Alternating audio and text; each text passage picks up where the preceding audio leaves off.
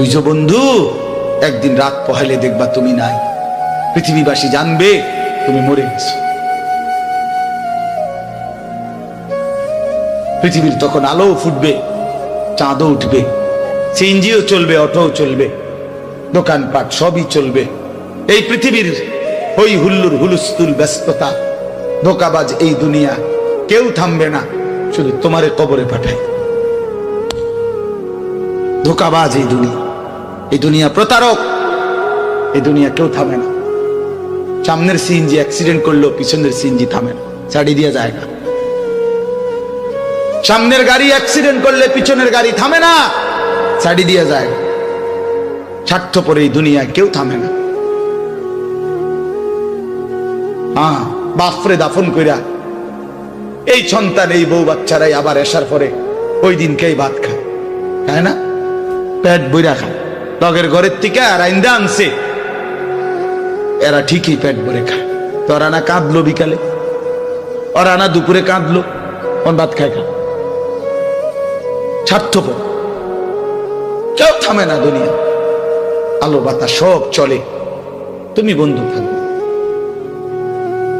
আল্লাহকুমুত তাকাসুর হাত্তা যুরতুমুল মাকাবির।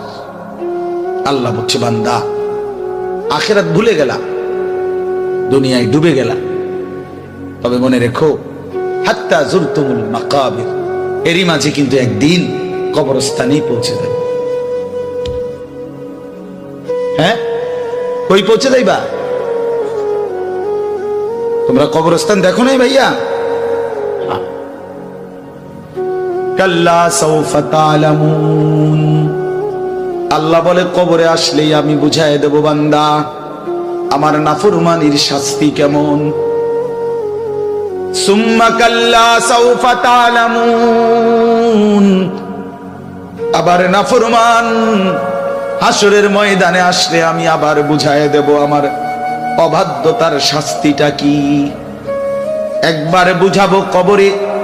তাফসীরের মধ্যে আছে কাল্লা সাউফা তা'লামুনা ফিল কবরি সুম্মা কাল্লা সাউফা তা'লামুনা ফিল আখিরাহ। আল্লাহ বলে, একবার কবরে বুঝাইবো আমারে ত্যাগ করা, আমার নাফরমানি, আমারে সিজদা না করার শাস্তিটা কি। কবরেই টের পাইবা। ওয়ায়ুকাইয়াদু লাহু মালাকুন আমা ওয়া আসাম্মু আবকাম। নবী বলেন, নাফরমানের কবরে এমন একজন ফেরেশতা পাঠানো হবে, যেই ফেরেশতা অন্ধ, বোবা, বধির, চোখেও দেখে না, কানে